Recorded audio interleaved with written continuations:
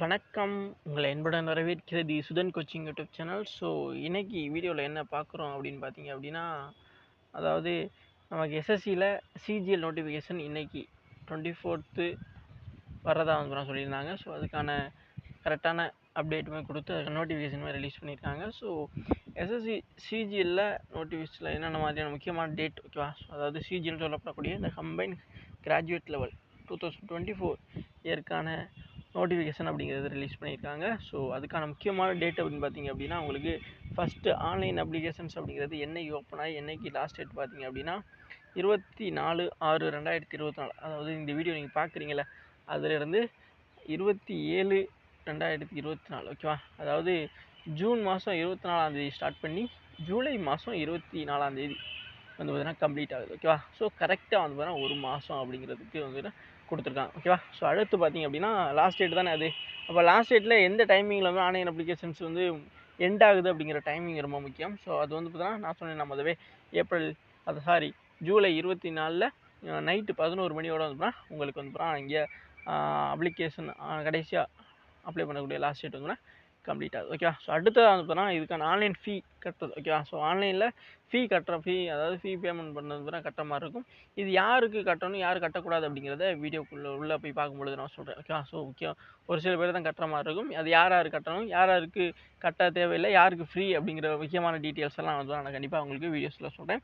அதுக்கு ஃபுல்லாக பாருங்கள் ஓகேவா. ஸோ அடுத்து இப்போ ஆன்லைன் ஃபீ கட்டுறதுக்கு என்னைக்குன்னு பார்த்தீங்க அப்படின்னா 25/7, அதாவது நீங்கள் ஜூலை 24ஆம் வரைக்கும் நீங்கள் வந்து ஆன்லைன் அப்ளிகேஷன் இது பண்ணலாம் ஓகேவா. ஸோ லாஸ்ட் டைமில் கொஞ்சம் இது சர்வர் கொஞ்சம் இஷ்யூவாக இருக்கும் அப்படிங்கிறதுனால தான் அதுவும் ஒரு நாள் தள்ளி தர்றாங்க. அதாவது ஆன்லைனில் ஃபீ மட்டும் பேமெண்ட் கட்டுறது ஓகேவா. புரியுதுங்களா உங்களுக்கு. பேமெண்ட் மட்டும் கட்டுறதுக்கு வந்து 25ஆம் அதாவது ஜூலை 25ஆம் வரைக்கும் வந்து நீங்கள் உங்களுடைய ஆன்லைன் ஃபீ வந்து கட்டலாம். அதுவும் நைட்டு 11 மணி வரைக்கும் தான் ஓகேவா. ஸோ 24ஆம் ஜூலை 24 வரைக்கும் வந்து நீங்கள் அப்ளிகேஷன்ஸ் வந்து கம்ப்ளீட்டாக வந்து நீங்கள் வந்து அப்ளிகேஷன்ஸையும் பேமெண்ட்டுமே கட்டிடலாம் ஓகே. ஸோ உங்களுக்கு சர்வர் இஷ்யூ இல்லாமல் இருந்துச்சு அப்படின்னா அப்படி நீங்கள் 24ஆம் கடைசியாக அப்ளை பண்ணும்பொழுது அப்ளிகேஷன்ஸ் வந்து பார்த்தீங்கன்னா சப்மிட் ஆயிடுச்சு, பட் வந்து பார்த்தீங்கன்னா நான் இன்னும் பேமெண்ட் கட்டலை அப்படின்னா நீங்கள் அடுத்த நாள் நைட்டு 11 மணி வரைக்குமே வந்து நீங்கள் உங்களுடைய பேமெண்ட் வந்து பண்ணலாம் ஓகேவா. ஸோ அப்போ அது ஆன்லைனில் பண்ணும்பொழுது இப்போ டெபிட் கார்டு அந்த மாதிரி கார்டுகளை ஏதோ யூபிஐ அது மூலியமாகவும் நீங்கள் கட்டலாம். ஸோ எல்லா வழியுமே இருக்குது. ஸோ அது என்னென்ன மாதிரியான இருக்குது அப்படிங்கிறதையும் நம்ம உள்ளே பார்க்கலாம்.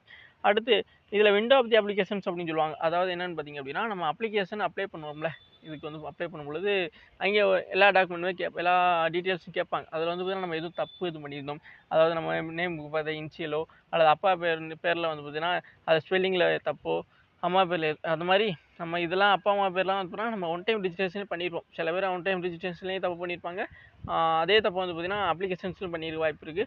ஒன் டைம் ரிஜிஸ்ட்ரேஷன் நம்ம எப்போ வேணால் பண்ணிக்கலாம், அது ஃப்ரீயாக பண்ணிக்கலாம். பட் வந்து பார்த்தீங்கன்னா விண்டோ ஆஃப் தி அப்ளிகேஷன்ஸ் அப்படிங்கிறது அப்படி கிடையாது ஓகே. ஸோ ஒவ்வொரு டைம் வந்து பார்த்தீங்கன்னா நம்ம அந்த ஃபார்மை கரெக்ஷன் பண்ணுறதுக்கு காசு கட்டுற மாதிரி இருக்கும். அது ஸ்டார்டிங்கில் எவ்வளோ 200 ஸ்டார்ட் ஆகும்னு நினைக்கிறேன் ஓகே. ஸோ அதை பற்றியான ஃபுல் டீட்டெயில்ஸுமே பார்க்கலாம். ஸோ அதுக்கான டேட்ஸ் வந்து பார்த்தீங்க அப்படின்னா உங்களுக்கு 10/8/2024 11/8/2024 ஓகேவா. அதாவது ஆகஸ்ட்டு கொண்டு போயிடறாங்க ஓகேவா. ஸோ இப்போ ஆகஸ்ட் 10ஆம் ஸ்டார்ட் பண்ணி ஆகஸ்ட்டு 11ஆம் வரைக்கும் வந்து பார்த்தீங்கன்னா நீங்கள் அந்த 2 நாள் தான் ஓகே. 10, 11 அந்த 2 நாள் தான் ஓகேவா.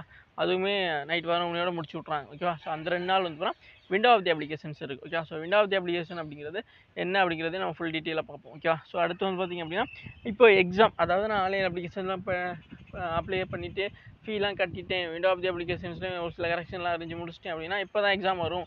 அப்போ அதுக்கேற்ற மாதிரி நான் பிளான் பண்ணணுமே அப்படி மாதிரி நீங்கள் யோசிச்சிங்க அப்படின்னா உங்களுக்கான டென்டேட்டிவ் ஓகேவா. ஸோ இது உத்தேசமானது தான் ஓகேவா. ஸோ கரெக்டாக வந்து பார்த்தீங்கன்னா சொல்லலை ஓகேவா. ஸோ அப்போ டென்டேட்டிவான ஷெடியூல் எப்போ டயர் 1 எக்ஸாம் பார்த்தீங்கன்னா, அதாவது கம்ப்யூட்டர் பேஸ்ட் எக்ஸாமினேஷன்ஸாக இருக்கும்.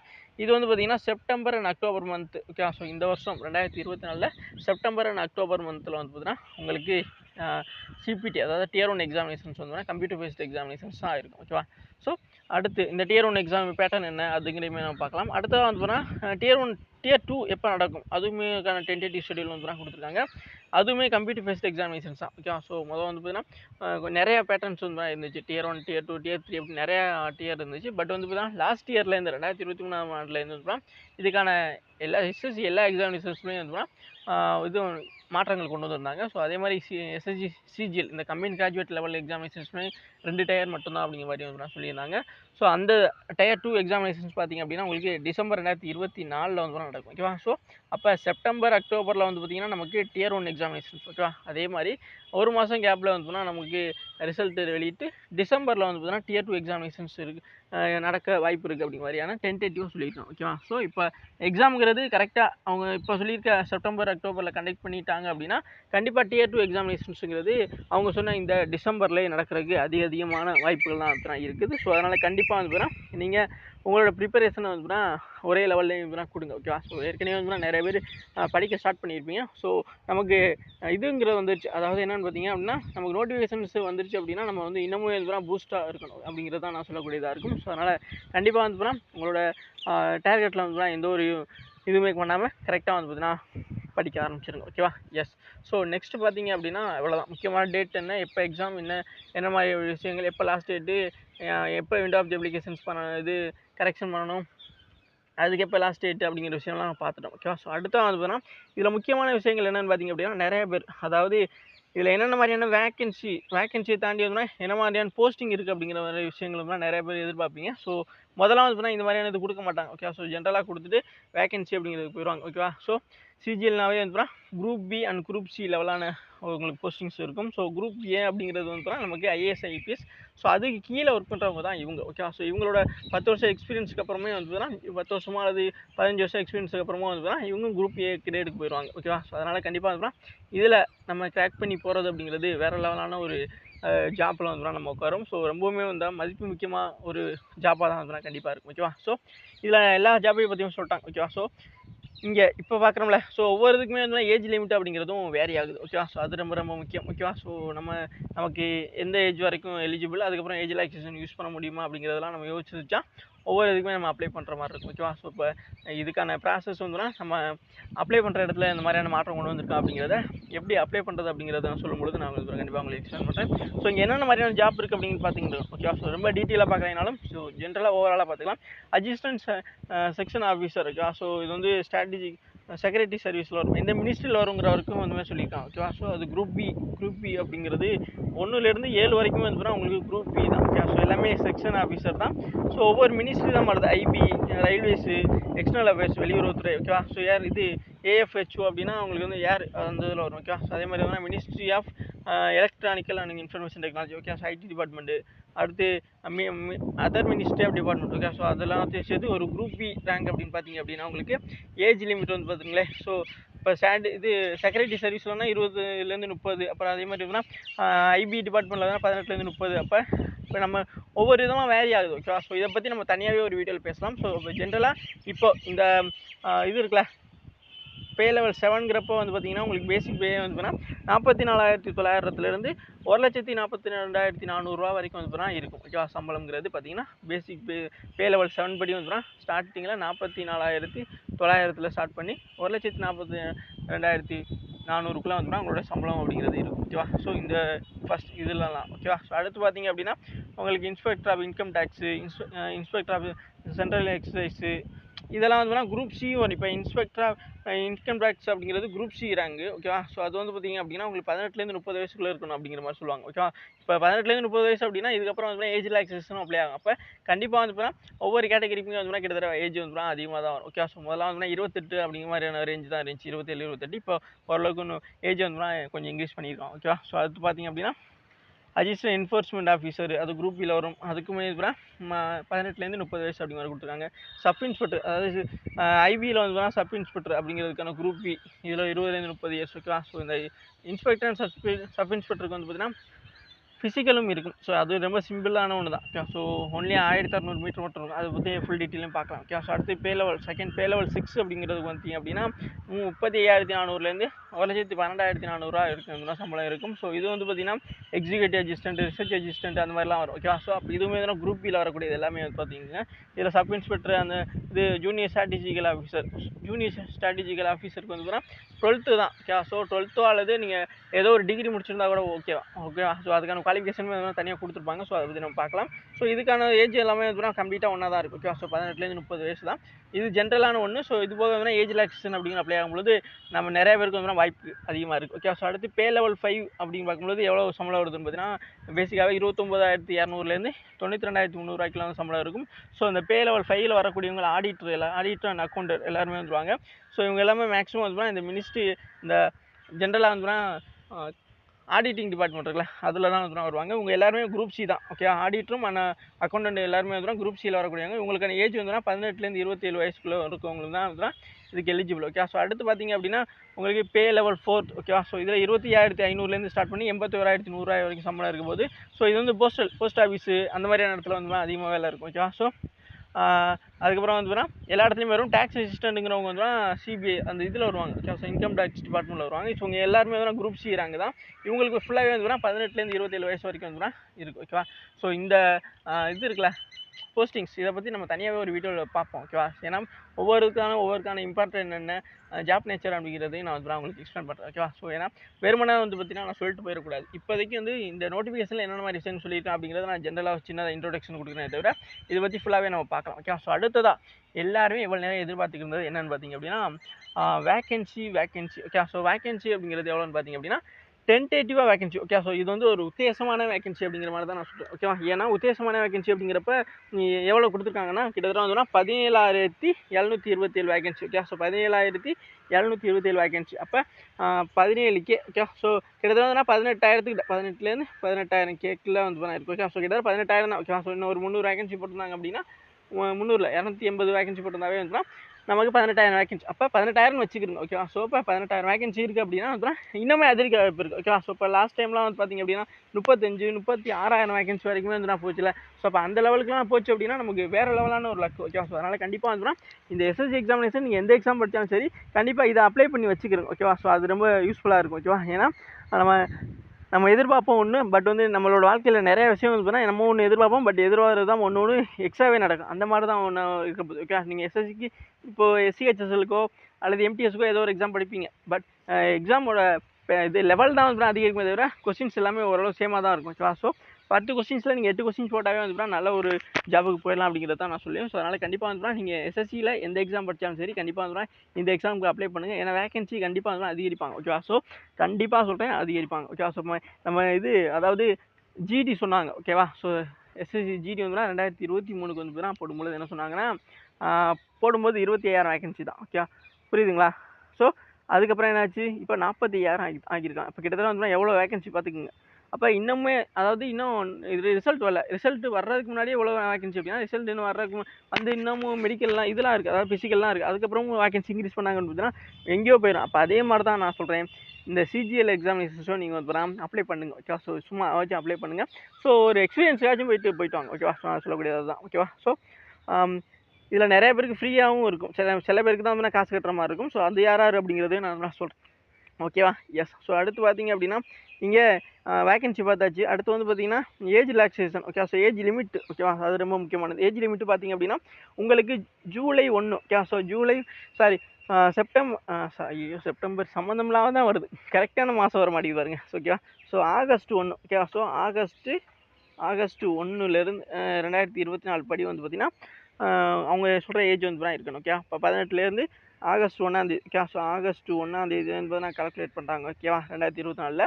அப்போ அதுபடி வந்து உங்களுக்கு ஏஜ் 18லேருந்து 30க்குள்ளேயோ அது இருந்துச்சு அப்படின்னா நீங்கள் ஜென்ரல் கேட்டகரி.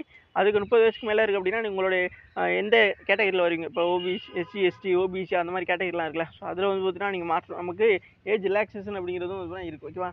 ஸோ அதுபடி வந்து பார்த்தீங்கன்னா நம்ம பார்ப்போம். ஓகேவா. ஸோ அப்படி பார்க்குறதுல தான் வந்து பார்த்தீங்கன்னா இது அதாவது என்னன்னா இங்கே ஒவ்வொருத்தவங்களுக்கும் வந்து ஏஜ் ரிலாக்ஸேஷன் அப்படிங்கிறதுக்கு தெரியும்ல உங்களுக்கு. ஸோ இருந்தாலும் நான் உங்களுக்கு இங்கே சொல்கிறேன், அவங்க சொல்லியிருக்கதை நான் சொல்கிறேன். ஓகேவா.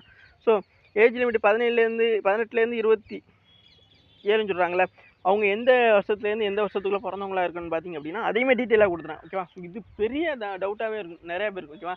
ஏன்னா நான் இந்த வருஷத்தில் பிறந்துட்டேன், நான் இந்த வருஷத்தில் இந்த மாதம் அப்படின்னு இருப்பாங்க. அப்போ அந்த டவுட்டெல்லாம் நிறைய பேர் எழுதியிருக்காங்க கீழே கமெண்ட் பாக்ஸில். ஸோ அதனால் இவங்களே வந்து தான் சொல்லிட்டாங்க, இந்த மாதம் இந்த வருஷம் இந்த தேதியிலேருந்து இந்த தேதிக்குள்ளே பிறந்தவங்களா இருந்தால் மட்டும்தான் நீங்கள் எலிஜிபிள் அப்படிங்கிற மாதிரி. ஓகே, அப்போ 2/8/1997 1/8/2006 வரைக்கும். ஓகேவா? ஸோ இதுக்குள்ளே இடைப்பட்டவங்களாக இருந்தீங்க அப்படின்னா நீங்கள் 18 27 வயசு வரைக்கும் ஏற்பட்ட அந்த ஏஜ் லிமிட்டில் போஸ்டிங் இருக்குல்ல, அதுக்கு வந்து நீங்கள் அப்ளை பண்ணலாம். ஓகேவா? ஸோ அதே மாதிரி அடுத்து வந்து பார்த்தீங்கன்னா 20 30 வயசு அந்த ஏஜ் லிமிட், அந்த ஏஜ் கொடுத்துருக்காங்களே ஒரு சில போஸ்டிங்க்கு. ஸோ அதுக்கு வந்து பார்த்தீங்க அப்படின்னா உங்களோட டேட் ஆஃப் பர்த் வந்து 2/8, அதாவது 2 ஆகஸ்ட் 1994 1/8/2004. ஓகே, ஸோ 1 ஆகஸ்ட் 2004க்குள்ளே இருந்துச்சு அப்படின்னா கண்டிப்பாக வந்து நீங்கள் வந்து அப்ளை பண்ணலாம். ஓகேவா? ஸோ அது 20 30 வயசு உள்ளவங்களுக்கு அந்த ஏஜ் லிமிட்டில் கொடுக்க போஸ்டிங் மட்டும். ஓகேவா? அடுத்து வந்து பார்த்தீங்கன்னா நீங்கள் 18 30 வயசு உள்ள அந்த ஏஜ் லிமிட்டில் உள்ள போஸ்டிங் அப்ளை பண்ணோம் அப்படின்னா நீங்கள் எந்த வருஷத்துக்குள்ளே பிறந்திருக்கணும் அப்படின்னு பார்த்தீங்கன்னா 2/8/1994. ஓகேவா? ஸோ 1994 ஆகஸ்ட் 2ஆம் தேதியிலேருந்து 2006 ஆகஸ்ட் 1ஆம் தேதிக்குள்ளே வந்து நீங்கள் பிறந்திருந்தீங்க அப்படி இடைப்பட்ட காலத்தில் பிறந்திருந்தீங்க அப்படின்னா கண்டிப்பாக நீங்கள் வந்து பார்த்தீங்கன்னா இந்த 18 30 வயசுக்கு இடைப்பட்ட போஸ்டிங் வந்து நீங்கள் அப்ளை பண்ண முடியும். இதெல்லாம் வந்து ஏஜ் ரிலாக்ஸேஷன் பயன்படுத்தாமல் வந்து நீங்கள் அப்ளை பண்ண முடியும். ஸோ இதுக்கு கொஞ்சம் முன்ன பின்ன பிறந்து இப்போ 1994 இந்த சில பேர் வந்து பார்த்தீங்க அப்படின்னா 29/7/1994 அப்படின்னு சொல்லுவாங்க. என்னடா ஒரு 3 நாள் தான் டிஃப்ரெண்ட். பட் வந்து பார்த்தீங்கன்னா நீங்கள் ஏஜ் ரிலாக்ஸேஷன் அப்ளை பண்ணி நீங்கள் வந்து அப்ளை பண்ணுற மாதிரி இருக்கும். ஏன்னா உங்களுக்கு வந்து பார்த்தீங்கன்னா நீங்கள் எந்த கேட்டகரி, இப்போ SC ST கேட்டகரினா உங்களுக்கு வந்து ஒரு ரிலாக்ஸேஷன் இருக்கும். ஓகேவா? ஸோ இத்தனை வருஷம் ரிலாக்ஸேஷன். அதே மாதிரி OBCனா ஒரு வருஷம் ஒரு இத்தனை இயர் அப்படிங்கிற மாதிரி இருக்கும். ஓகே, அதெல்லாம் வந்து நம்ம பார்க்கலாம். ஓகேவா? ஸோ அதே மாதிரி அந்த ரிலாக்ஸேஷன் பயன்படுத்துகிற மாதிரி இருக்கும். ஓகேவா? அதுதான் டிஃப்ரெண்ட்டு, மற்றபடி வேறு எதுவும் கிடையாது. ஓகேவா? ஸோ அப்போ அடுத்து வந்து பார்த்தீங்கன்னா நீங்கள் ஏஜ் லிமிட்டு 18 32 வயசு உள்ள அந்த போஸ்டிங்கு நீங்கள் அப்ளை பண்ணுறீங்க அப்படின்னா பார்த்தீங்கன்னா உங்களுக்கு 2/8/1992 1/8/2006 வரைக்கும் வந்து நீங்கள் இடைப்பட்ட காலத்தில் பிறந்திருந்தீங்க அப்படின்னா கண்டிப்பாக வந்து பார்த்தீங்கன்னா நீங்கள் இந்த எக்ஸாமினேஷன்ஸுக்கு அப்ளை பண்ண முடியும். ஏஜ் ரிலாக்ஸேஷனை அப்ளை பண்ணாமல். ஓகேவா? புரியுதுங்களா உங்களுக்கு? ஸோ அதனால தான் இது ரொம்ப டீட்டெயிலாக நான் உங்களுக்கு சொல்லிட்டு இருக்கேன். ஸோ இதை பற்றி தனியாகவும் நம்ம பார்க்கலாம். ஓகே, ஸோ அடுத்து வந்து பார்த்தீங்கன்னா இப்போ ஏஜ் ரிலாக்ஸேஷன் சொல்கிறீங்க அப்படிங்கிறாங்க பார்த்தீங்கன்னா இது யாராருக்கு? ஓகேவா? ஸோ ஏஜ் ரிலாக்ஸேஷன் அப்படிங்கிறது யாராருக்கு வரும் அப்படி பார்த்தீங்க, அதாவது எவ்வளோ வருஷம் அப்படிங்கன்னு பார்த்தீங்க அப்படின்னா இப்போ SC ST கேண்ட்ரி, okay, schedule caste and schedule tribe அப்படின்ட்டு இருப்பாங்களே, ஸோ அவங்களுக்கு பார்த்தீங்க அப்படின்னா 5 வருஷம். ஓகே, ஸோ இப்போ நம்ம ஏற்கனவே பார்த்தோம்ல வருஷம், அதெல்லாம் அதுலேருந்து வந்து 5 வருஷம் வந்து பார்த்தீங்கன்னா ரிலாக்ஸேஷனாக இருக்கும். ஓகே, 5 வருஷத்துக்கு முன்னாடி வந்து நீங்கள் பிறந்தவங்களா இருந்தீங்கன்னா கண்டிப்பாக வந்து உங்களுக்கு ஏஜ் ரிலாக்ஸேஷன் கொடுப்பாங்க. ஓகே, ஸோ அடுத்து OBC. ஓகே, ஸோ இப்போ OBC அப்படின்னு பார்த்தீங்க அப்படின்னா உங்களுக்கு 3 வருஷம். ஓகே, ஸோ OBC பார்த்தீங்க அப்படின்னா உங்களுக்கு 3 வருஷம். இப்போ நான் 30 வயசுன்னு சொல்லியிருந்தாங்களா, 18 30 வயசு அப்படின்னா இப்போ நீங்கள் SC ST கேட்டகரி இருந்தீங்க அப்படின்னா உங்களுக்கு 35 வயசு வரைக்குமே வந்து ரிலாக்ஸேஷன் இருக்குது. ஓகேவா? இப்போ நீங்கள் வந்து உங்கள் 34 வயசு அப்படின்னா நீங்கள் கண்டிப்பாக வந்து நீங்கள் அப்ளை பண்ணலாம். ஏன்னா உங்களுக்கு 5 வருஷம் எக்ஸ்ட்ரா இது இருக்குல்ல, ரிலாக்ஸேஷன் இருக்கிறதுனால நீங்கள் வந்து 34 வயசாக இருந்தாலுமே கண்டிப்பாக வந்து இந்த எக்ஸாமுக்கு நீங்கள் அப்ளை பண்ண முடியும் அப்படிங்கிறத நான் சொல்கிறேன். ஓகேவா?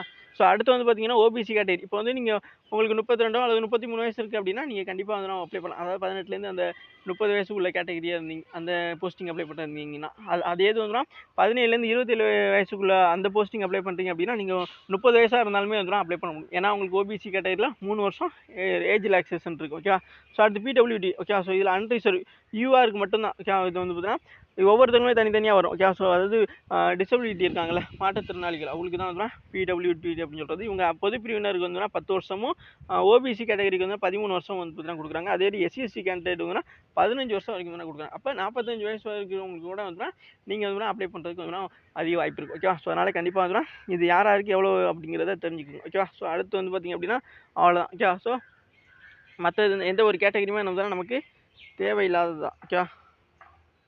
ஸோ அடுத்து நம்ம பார்க்கக்கூடியது என்னென்னு பார்த்தீங்க அப்படின்னா இங்கே எக்ஸாம் பேட்டர்ன் தான். ஓகே, ஸோ எல்லாருமே எதிர்பார்க்கக்கூடியது எக்ஸாம். இப்போ நான் சொல்லியிருந்தேன் இந்த ஜூனியர் ஸ்ட்ராட்டஜிக்கல் ஆஃபீஸர், அதுக்கான வந்து பார்த்தீங்கன்னா குவாலிஃபிகேஷன் பார்த்தீங்க அப்படின்னா நீங்கள் வந்து பேச்சுலர் டிகிரி முடிச்சிருக்கணும். ஓகேவா? ஸோ ஏதாச்சும் 12th முடிச்சுட்டு 12th வந்து மேத்தமெட்டிக்ஸில் வந்து நீங்கள் வந்து 60% மார்க் பெற்றிருக்கணும் இந்த அதாவது ஸ்ட்ராட்டஜிக்கல் ஆஃபீஸருக்கா. ஓகேவா? புரியுதுங்களா? ஜூனியர் ஸ்ட்ராட்டஜிக்கல் இளநிலை தமிழில் தெரியல எங்க புள்ளியியல், ஆனால் ஸ்ட்ராட்டஜிக்கல்னால் புள்ளியியல் தெரியும். ஓகே, புள்ளியியல் அதிகாரி அப்படின்னு வருவாங்க. ஓகே, ஸோ இது ஜூனியர்னால் அப்படி தான் வரும்னு நினைக்கிறேன். ஓகேவா? ஸோ அப்படி தான் நினைக்கிறேன். இளநிலை புள்ளியியல் அதிகாரி, ஓகே, அப்படி வருவாங்கன்னு நினைக்கிறேன். அடுத்து இதுக்கு வந்து பார்த்தீங்கன்னா நீங்கள் ஏதோ ஒரு டிகிரி முடிச்சிருக்கணும். அதுவும் வந்து மேத்தமெட்டிக்ஸில் வந்து பார்த்தீங்கன்னா நீங்கள் 12th வந்து மேத்தமெட்டிக்ஸில் வந்து 60% மார்க் வந்து பெற்றுக்கணும். ஓகேவா? ஸோ அந்த மேத்தமெட்டிக்ஸ் டிபார்ட்மெண்ட் எடுத்துருக்கணும் அப்படிங்கிறதையும் வந்து இங்கே சொல்கிறாங்க. ஓகேவா? எஸ். ஸோ நெக்ஸ்ட் அல்லனா அப்படி பார்த்தீங்கன்னா நீங்கள் என்ன பண்ணியிருக்கணும்னா ஏதாச்சும் ஒரு டிகிரி, ஓகேவா, அதாவது ஸ்ட்ராட்டஜிக்கில் any subject with strategic one of the subject at the degree level. Okay, so உங்களோட இப்போ வந்து ஒரு டிகிரி படிச்சிருப்பீங்க, அதில் வந்து பார்த்தீங்கன்னா ஸ்டாட்டிஸ்டிக்ஸ் அப்படிங்கிறது உங்களுக்கு அலைட் பேப்பராக இருந்தால் கூட வந்து நீங்கள் கண்டிப்பாக வந்து நீங்கள் அப்ளை பண்ணலாம். ஓகேவா? ஸோ ஒன்றும் 12th முடிச்சிருக்கணும். 12th நீங்கள் காமர்ஸோ ஏதோ படிச்சிருந்தாலுமே பரவாயில்ல. பட் வந்து நீங்கள் டிகிரி படிக்கும் பொழுது உங்களுக்கு ஸ்டாட்டிஸ்டிக்ஸ் அப்படிங்கிற அந்த டிபார்ட்மெண்ட் எடுத்து படிச்சிருந்தீங்க அப்படின்னா உங்களுக்கு இதில் வாய்ப்பு இருக்குது அப்படிங்கிற மாதிரி சொல்கிறாங்க. அடுத்து ஸ்ட்ராட்டஜிக்கல் இன்வெஸ்டர் கிரேட் 2 இதுவுமே வந்து பேச்சுலர் டிகிரி தான். ஓகே, ஸோ அதுக்கு ஒரு டிகிரி மட்டும் தான் வருது. இதுவுமே ஒரு டிகிரி முடிச்சிருந்தா ஓகே தான். அடுத்து அதே மாதிரி இதுவும் ஸ்ட்ராட்டஜிக்கல் டிகிரி தான் முடிச்சிருக்கணும் அப்படின்னு சொல்கிறாங்க. ஓகே, ஸோ அந்த புள்ளியியல் துறைக்கு மட்டும் வந்து நீங்கள் ஸ்ட்ராட்டஜிக்கு முடிச்சிருக்கணும். ஓகே, ஸோ அதே போல் வந்து இந்த இது research assistant of national human, அது ஹியூமன் இது இருக்குல்ல, மனித உரிமைகள் ஆணையம், அந்த மாதிரி sorry human rights commission. Okay, so மனித உரிமை ஆணையத்தில் வந்து வேலை பார்க்குறதுக்கு வந்து பேச்சுலர் டிகிரி ரெகக்னைஸ்டு யூனிவர்சிட்டி ஏதாச்சும் ஒரு டிகிரி முடிச்சிருக்கணும். டிசரபிள் குவாலிஃபிகேஷன் வச்சுன்னா 1 இயர் வந்து யூனிவர்சிட்டியில் ரிசர்ச் பண்ணியிருக்கணும். இந்த மனித உரிமைகள் பற்றி வந்து ஏதாச்சும் ஒரு இது வந்து ரிசர்ச் பண்ணியிருக்கணும் அப்படின்னு சொல்கிறாங்க. டிகிரி ஏதாச்சும் முடிச்சிருக்கணும். பட் வந்து இந்த மனித உரிமைகள் பற்றி வந்து நீங்கள் ஏதாச்சும் ஒரு யூனிவர்சிட்டியில் வந்து 1 இயராச்சும் மினிமம்ங்கிறது 1 இயராச்சும் வந்து ரிசர்ச் பண்ணியிருக்கணும்னு சொல்கிறாங்க. ஓகேவா? ஸோ இந்த அளவுக்குலாம் யாராச்சும் படிச்சிருக்கீங்களா? படிச்சிருந்தீங்க அப்படின்னா கண்டிப்பாக அப்ளை பண்ணுங்கள். இதெல்லாம் ரொம்ப ரேரானது. ஓகேவா? ஸோ இந்த மாதிரியான ஜாப் தான் வந்து ரொம்பவும் கட் ஆஃப் கம்மியாக இருந்து ஈஸியாக நம்ம வந்து இது பண்ணி போகிற மாதிரி இருக்கும். ஓகேவா? ஸோ அதனால் கண்டிப்பாக இந்த மாதிரியான விஷயங்கள் பண்ணியிருந்தீங்க யாராச்சும் இருந்தீங்க அப்படின்னா ரொம்ப லக்கி. நீங்கள் கொஞ்சம் ஹார்ட் ஒர்க் பண்ணி படிச்சாவே போதும், ஈஸியாக வந்து உங்களுக்கான ஜாப் வந்து கிடைக்கும். ஓகேவா? ஸோ ஆல் அதர் போஸ்டிங் மற்ற எல்லா போஸ்டிங்குமே அப்படின்னா உங்களுக்கு இந்த போட்டுருக்க பாருங்க, எல்லாருமே எதிர்பார்ப்பீங்க என்ன எஜுகேஷன் குவாலிஃபிகேஷன்ஸு. ஸோ இந்த ஸ்ட்ராட்டஜிக்கல் அண்ட் ஹியூமன் ரைட்ஸ் மட்டும்தான் அந்த மாதிரியான முக்கியமான ரெஸ்ட்ரிக்ஷன். ஸோ மற்றபடி எல்லாத்துக்குமே வந்து பார்த்திங்க அப்படின்னா பேச்சுலர் டிகிரி ஒரு டிகிரி ஏதோ ஒரு டிகிரி, நான் மேக்ஸ் முடிச்சிருக்கேன், சயின்ஸில் வந்து மேத் இது பயாலஜி முடிச்சிருக்கேன், என்னென்னமோ எது வேணா இருங்க, ஒரு டிகிரிங்கிற ஒன்று வச்சுருந்தீங்கன்னா ஓகே தான். அதே மாதிரி நீங்கள் எம்ஏ முடிச்சிருந்தாலும் சரி, பிஹெச்டி முடிச்சிருந்தாலும் என்ன முடிச்சிருந்தாலும் சரி, அவங்களுக்கு ஒரு டிகிரி முடிச்சிருந்தா ஓகே தான். ஓகேவா? ஸோ இந்த இதுக்கு அதான் எலிஜிபிள். ஓகே, ஸோ நெக்ஸ்ட்டு பார்த்தீங்க அப்படின்னா உங்களுக்கு அவ்வளோதாங்க. ஸோ இது எப்படி அப்ளை பண்ணுறது அப்படிங்கிற விஷயத்த நான் வந்து உங்களுக்கு லைவாகவே வந்து ஒரு வீடியோவில் தனியாகவே வந்து தர்றேன். ஸோ அடுத்து வந்து எக்ஸாம் எப்படி நடக்கும் அப்படி, அதாவது எக்ஸாம்ங்கிறது எந்த பேட்டர்னில் 2, அதாவது ஸ்கிம் ஆஃப் எக்ஸாமினேஷன்ஸ் பார்த்தீங்க அப்படின்னா உங்களுக்கு Tier 1 அண்ட் Tier 2 அப்படிங்கிற ஒரு பேட்டர்னில் வந்து நடக்கும். ஓகேவா? ஸோ Tier 1 எக்ஸாம்னா என்ன, Tier 2 எக்ஸாம்னா என்ன அப்படிங்கிறத நம்ம பார்க்கலாம். Okay, yes. So Tier 1 examinations இப்போ வந்து வில்லேஜில் தான் ஆன்சர் இருக்குது, online response within the time payment. ஓகேவா? ஸோ இப்போ வந்து பார்த்திங்கன்னா உங்களுக்கு அடுத்து நம்ம பார்க்கக்கூடிய Tier 1 எக்ஸாமினேஷன்ஸோட பேட்டர்ன். ஓகேவா? ஸோ இப்போ நான் ரொம்ப முக்கியமான ஒன்று, நிறைய பேர் எதிர்பார்க்கக்கூடியது தான் புதுசாக பார்க்குறவங்க. Tier 1 எக்ஸாமினேஷன்ஸ் பார்த்திங்க அப்படின்னா 4 ABCD அப்படின்னு சொல்லிட்டு உங்களுக்கு வந்து 4 இதுவும் வந்து இருக்கும். ஓகேவா? ஸோ 4 பார்ட் இருக்கும். ஸோ இதில் ஒவ்வொரு பார்ட்லையுமே 25, அதாவது இப்போ ஜென்ரல் இன்டெலிஜென்ட் அப்படின்னா 25 கொஸ்டின்ஸ் இருக்கும். அதாவது ரீசனிங் சொல்கிறோம்ல, அதுதான். ஓகேவா? ஸோ ரீசனிங்கில் 25 கொஸ்டின்ஸ் இருக்கும். ஒரு கொஸ்டின்ஸுக்கு 2 மார்க் வீதம் வந்து 50 மார்க் வந்து இருக்கும். அதே மாதிரி ஜென்ரல் அவேர்னஸ், அதாவது ஜிகே இருக்குல்ல, அதுதான். ஓகே, ஸோ அதில் வந்து இதில் ஜென்ரல் அவேர்னஸ்னால் ஜிகே, ஹிஸ்ட்ரி எல்லாமே வரும். அது கரண்ட் அஃபேர்ஸ் முதல் கொண்டு சேரும். ஓகேவா? ஸோ அதை புரிஞ்சுக்கிறீங்க. அதை வந்து நான் சிலபஸ் சொல்லும்போது ரொம்ப தெளிவாக சொல்கிறேன். அது வந்து பார்த்திங்க அப்படின்னா உங்களுக்கு 25 கொஸ்டின்ஸ் இருக்கும். ஒரு கொஸ்டின்ஸ்க்கு 2 மார்க்கு, அப்போ 50 மார்க் வந்துடும். ஓகே, அதே மாதிரி வந்து உங்களுக்கு quantity aptitude. Okay, so mathematics தான். ஸோ அதுக்கு 25 கொஸ்டின்ஸ் இருக்கும். ஒரு கொஸ்டின்ஸ்க்கு 2 மார்க்கு, 25 × 2 பார்த்தீங்கன்னா 50,000, ஸோ 50 மார்க் வந்துடும். அடுத்து English comprehension. Okay, so English தான். இங்கிலீஷில் வந்து 25 கொஸ்டின்ஸ் இருக்கும். ஒரு கொஸ்டின்ஸ்க்கு 2 மார்க் தான் வந்து மொத்தம் 50 மார்க். ஓகேவா? ஸோ அப்போ மொத்தமாக இங்கே 450 இருக்கா, 450னா உங்களுக்கு 200 மார்க். ஓகேவா? ஸோ 200 மார்க் வந்து எக்ஸாம் நடக்கும். இதுக்கு எவ்வளோ டைமிங் பார்த்தீங்க அப்படின்னா 1 ஹவர். ஓகே, ஸோ 1 ஹவர் தான் வந்து உங்களுக்கு டைமிங் இருக்கும். ஓகேவா? ஸோ இந்த எக்ஸாமினேஷன்ஸுக்கு 1 ஹவர் தான் டைமிங் இருக்கும். ஸோ அதனால் இந்த 100 கொஸ்டின்ஸ் 1 ஹவர். ஓகேவா? ஸோ அதை புரிஞ்சுக்கிறீங்க. மார்க்குங்கிறது 200 மார்க். ஓகேவா? ஸோ அப்போ 100 கொஸ்டின்ஸை நம்ம 1 ஹவரில் சால்வ் பண்ணணும். ஸோ அதுக்கேற்ற மாதிரி தான் நம்ம மார்க் டெஸ்ட் வந்து பார்த்தீங்கன்னா போட்டு பழகிக்கணும். ஓகேவா? எஸ். ஸோ இதில் நெகட்டிவ் மார்க் அப்படிங்கிறதும் இருக்குது. ஓகேவா? ஸோ அது ரொம்ப ரொம்ப முக்கியமான ஒன்று.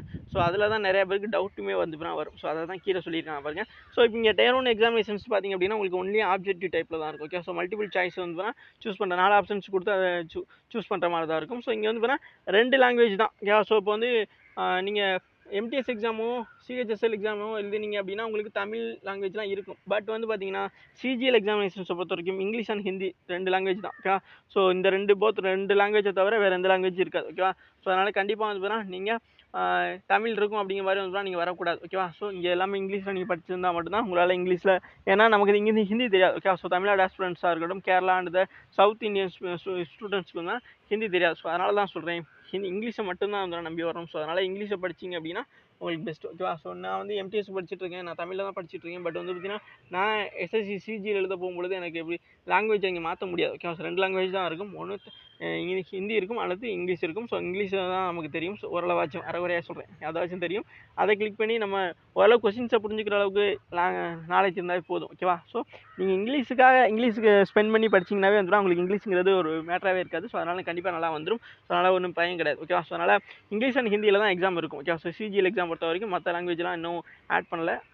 மேபி வந்துன்னா இது மாற்றுறதுக்கு வாய்ப்பு இருக்குது. ஓகேவா? ஸோ இடையில கூட நோட்டீஸ் கொடுத்து மாற்றலாம், பார்க்கலாம். ஸோ அடுத்து வந்து பார்த்திங்க அப்படின்னா negative mark. Okay, so negative mark எல்லாருமே அதிகமாக கேட்குறது. ஓகே, ஸோ 0.50 ஓகேவா, 50 அப்படிங்கிற மாதிரி தான் ராங். ஒரு ராங் ஆன்சருக்குமே வந்துன்னா இப்போ இவ்வளோ மார்க் வந்துன்னா போகுது. ஓகே, 0.5 ஓகேவா, 50 ஓகே, அந்த இதான் வந்துன்னா போகுது. ஓகே, ஸோ நெக்ஸ்ட்டு பார்த்தீங்க அப்படின்னா அதாவது Tier 1 எக்ஸாம் கிளியர் பண்ணி போகிறவங்களுக்கு வந்துன்னா Tier 2 எக்ஸாமினேஷன்ஸ் இருக்கும். ஓகே, ஸோ Tier 2 எக்ஸாமினேஷன்ஸ் பார்த்தீங்க அப்படின்னா பேப்பர் 1 அப்படிங்கிறதுல வந்து பார்த்தீங்கன்னா செக்ஷன் 1ல் வந்துன்னா செக்ஷன் 1ல் வந்து 30 கொஸ்டின்ஸ் இருக்கும். அதாவது மேத்தமெட்டிக்ஸும் மோல்டு 1ல் மேத்தமெட்டிக்ஸும் ரீசனிங் இருக்கும். ஓகே, ஸோ ஃபஸ்ட்டு பேப்பரில் வந்து பார்த்தீங்கன்னா 2.5 மணி நேரம் நடக்கும்பா. ஓகே, ஸோ அதில் வந்து பார்த்தீங்க அப்படின்னா உங்களுக்கு மேத்தமெட்டிக்ஸ் எபிலிட்டி, அதாவது ரீசனிங்கும் மேத்தமெட்டிக்ஸும் இருக்கும். 30 கொஸ்டின்ஸ் வந்துன்னா ரீசனிங்கும், 30 கொஸ்டின்ஸ் வந்துன்னா மேத்தமெட்டிக்ஸ் இருக்கும். ஸோ இதில் ஒரு கொஸ்டின்ஸுக்கு 3 மார்க் கொடுப்பாங்க. அப்போ 180 மார்க் வந்துடுமா? எஸ். ஸோ இதுக்கு வந்துன்னா 1 hour, அதாவது ஃபஸ்ட்டு பேப்பருக்கு. ஓகேவா? ஸோ அது காலையில் நடக்கும். ஓகேவா? ஸோ அடுத்து பார்த்தீங்க அப்படின்னா உங்களுக்கு செகண்ட் பேப்பர் அப்படிங்கிறது நடக்கும். ஓகேவா? ஸோ அது மட்டுமான்னு பார்த்தீங்கன்னா அது கூட வந்து பார்த்தீங்கன்னா செக்ஷன் 2 நம்ம முதல் பார்த்து செக்ஷன் 1, இப்போ செக்ஷன் 2 பார்த்திங்க அப்படின்னா இங்கிலீஷும் ஜென்ரல் அவேர்னஸ். இப்போ நம்ம வந்து Tier 1 எக்ஸாம் எழுதுகிறோம்ல, அதே தான். இங்கே வந்து பார்த்தீங்கன்னா கொஸ்டின்ஸ் தான் மாறப்போகுது. ஓகேவா? ஸோ மற்றபடி வந்து அதாவது மார்க்கு தான் மாறப்போகுது தவிர கொஸ்டின்ஸ் வந்து லெவல் தான் கொஞ்சம் சேஞ்ச் ஆகுமே தவிர மற்றபடி ஒரே சிலபஸ் தான். ஓகேவா? ஸோ வந்து பார்த்தீங்கன்னா ரொம்ப கொஞ்சம் கிரிட்டிக்கலாக இருக்கும். ஓகேவா? ஸோ பழைய மெத்தட் அப்படி மெத்தட் 2022 சிஜிஎல் வரைக்குமே வந்து பார்த்தீங்கன்னா ரொம்ப கிரிட்டிக்கலாக இருக்கும். ஓகேவா? ஸோ Tier 1 ஒரு மாதிரியாக இருக்கும், Tier 2 ஒரு மாதிரியாக இருக்கும், Tier 3மே வந்து ஒரு மாதிரியாக இருக்கும். அப்போ அப்படிலாம் இருக்கும் பொழுது இப்போ மாற்றிட்டு இருக்க இந்த சிலபஸ்ங்கிறது ரொம்ப சிம்பிளான, அதாவது நம்ம Tier 1க்கு படித்தாவே போதும். Tier 2லாம் வந்து சும்மா அடித்து பறக்க போகலாம். ஓகேவா? அப்போ ரெண்டுக்குமே ஈக்குவலாக வந்து பார்த்தீங்கன்னா நமக்கு வசதியாக இருக்கும். ஓகேவா? அப்போ நம்ம ஏற்கனவே படித்தது வந்து ரிவிஷன் பார்த்தாவே இருந்தால் Tier 2 கிளியர் பண்ணிடலாம் அப்படிங்கிறதுக்கு தான் ஒரு வசதி. ஓகே, அப்போ இங்கிலீஷ் வந்து 45 கொஸ்டின்ஸ் இருக்கும். ஓகேவா? ஸோ அதாவது அந்த செக்ஷன் 2ல் அதே மாதிரி ஜென்ரல் அவேர்னஸ் 25 இருக்கும். ஓகேவா? ஸோ அப்போ இங்கிலீஷுக்கு தான் நம்ம அதிகமாக இம்பார்ட்டன்ட் கொடுக்குறாங்க. ஓகேவா? ஸோ Tier 2ல் பார்த்தீங்க அப்படின்னா நீங்கள் இங்கிலீஷுக்கு நல்லா இம்பார்ட்டன்ட் கொடுத்து படிச்சிங்கன்னா உங்களுக்கு ஓரளவு நல்ல மார்க் எடுக்க முடியும். அப்போ மொத்தம் 70. ஓகேவா? ஸோ அப்போ இங்கே 70, ஒரு கொஸ்டின் 3 மார்க்னா 210. ஓகேவா? ஸோ அப்போ மேலே என்னென்னு பார்த்தா அண்ட் செக்ஷன் 3ல் வந்து பார்த்தீங்கன்னா கம்ப்யூட்டர் அவேர்னஸ் இருக்கும். அதில் ஒரு 20 கொஸ்டின்ஸ் இருக்கும். ஒரு கொஸ்டின்ஸுக்கு 3 மார்க் வீதம் வந்து 60 கொஸ்டின்ஸ் இருக்கும். ஓகேவா? ஸோ இது எல்லாத்தையும் சேர்த்து உங்களுக்கு வந்து பார்த்தீங்க அப்படின்னா ஒட்டு மொத்தமாக வந்து பார்த்தீங்கன்னா எவ்வளவு, இதில் டேட்டா என்ட்ரி ஆப்ரேட்டிங் வந்து பார்த்தீங்கன்னா ஒரு சில பேருக்கு தான் அதாவது இருக்கும். அது 15 நிமிஷம் வந்து நடத்துவாங்க. ஓகேவா? ஸோ அது வந்து சும்மா என்ட்ரு பண்ணுற மாதிரி இருக்கும். இங்கே ஒரு பேப்பர் கொடுப்பாங்க, அதை வந்து நம்ம டைப் பண்ணுற மாதிரி இருக்கும். ஓகேவா? ஸோ அது வந்து பெரிய ஒரு விஷயம்லாம் கிடையாது. நம்ம Tier 1 படிச்சுட்டு சும்மா ஃப்ரீயாக இருக்க டைம்லேயே வந்து ப்ராக்டிஸ் பண்ணோம் அப்படின்னா வந்துடும். அடுத்து பேப்பர் 2ங்கிறது ஸ்ட்ராட்டஜிக்ஸ் அந்த டிபார்ட்மெண்ட்டுக்கு மட்டும் தான். ஸோ இது வந்து நிறைய பேருக்கு வந்து இம்பார்ட்டன்ட் கிடையாது. ஸோ புரியுதுங்களா உங்களுக்கு? அவ்வளோதான். அப்போ நான் ஆல்ரெடி என்ன சொல்லியிருந்தேன், Tier 2 எக்ஸாமினேஷன்ஸ் பார்த்தீங்க அப்படின்னா ஒட்டு மொத்தமாக வந்து பார்த்தீங்கன்னா உங்களுக்கு 1 hour, அதாவது 1 hour தான் நடக்கும். இதில் வந்து பார்த்தீங்கன்னா நம்ம Tier 1 எக்ஸாம் எப்படி எழுதணுமோ அதே மாதிரியான இது தான். கொஸ்டின்ஸும் மாறும், மார்க்கோட இது மட்டும் வந்து மாறுது. ஓகே, அவ்வளோதான். மற்றபடி கொஸ்டின்ஸ் லெவலுங்கிறது ஒன்று தான். ஓகே, ஸோ மார்க்கு தான் 3 மார்க் ஆகுதே தவிர மற்றபடி கொஸ்டின்ஸ் எல்லாமே சேமாக தான் இருக்கும். அதாவது லெவல் மட்டும் தான் இன்க்ரீஸ் ஆகுமே தவிர மற்றபடி எல்லாமே ஒன்றா தான் இருக்கும். ஸோ அதனால் Tier 2 எக்ஸாமினேஷன்ஸும் ஈஸி தான். ஓகே, ஸோ அதனால் கண்டிப்பாக வந்து படிங்க. ஸோ எல்லாமே ஈஸி அப்படிங்கிற மாதிரியான ஒரு தாட்லேயே போங்க. ஓகேவா? அப்போ தான் வந்துன்னா நம்மளால் வந்துன்னா ஒரு மோட்டிவேஷனோடய வந்துன்னா இதை கடந்து போக முடியும். ஓகேவா? ஸோ ஜென்ரலாக நம்ம வந்து அதாவது ரீசனிங்கை பொறுத்த வரைக்கும் வந்து உங்களுக்கு சிலபஸ் பார்த்திங்க அப்படின்னா நார்மலாக நம்ம பார்ப்போமா. ஸோ அனலாகி, கிளாசிஃபிகேஷன்ஸு, ஃபிகர் சீரீஸு, இந்த மாதிரி எல்லாமே பார்ப்போம். ஓகேவா? சரி, அதே தான். ஓகேவா? ஸோ இப்போ வந்து நீங்கள் எஸ்எஸ்சியை பொறுத்த வரைக்கும் எல்லாத்துக்குமே ஒரே சிலபஸ் தான். அதோட கொஸ்டின்ஸோட லெவல் தான் வந்து இன்க்ரீஸ் ஆகும். ஓகேவா? ஸோ அது இந்த சிலபஸுக்குமே வந்து நான் தனியாக வந்து உங்களுக்கு டீச் பண்ணுறேன். ஓகேவா? எஸ். ஸோ இது புரிஞ்சிருக்குன்னு நினைக்கிறேன். ஓகேவா? ஸோ மற்றபடி வேறு எந்த ஒரு டவுட்டு இது இருந்துச்சு அப்படின்னா கண்டிப்பாக கீழே கேளுங்க. இதுக்கு எப்படி லைவாக அப்ளை பண்ணுறதுக்கான வீடியோ வேணுமா அப்படின்னாலுமே வந்து கீழே கேளுங்க, நான் கண்டிப்பாக தரேன். ஓகே, ஸோ இது வரைக்கும் வீடியோ ஃபுல்லாக பார்த்து முக்கிய நன்றி. இதே மாதிரியான கிளாஸஸ்க்கு நம்ம சேனல் தொடர்ந்து ஃபாலோ அண்ட் சப்ஸ்கிரைப் பண்ணி வச்சுக்கோங்க. உங்கள் ஃப்ரெண்ட்ஸ்லாம் கண்டிப்பாக ஷேர் பண்ணுங்கள். தேங்க்யூ.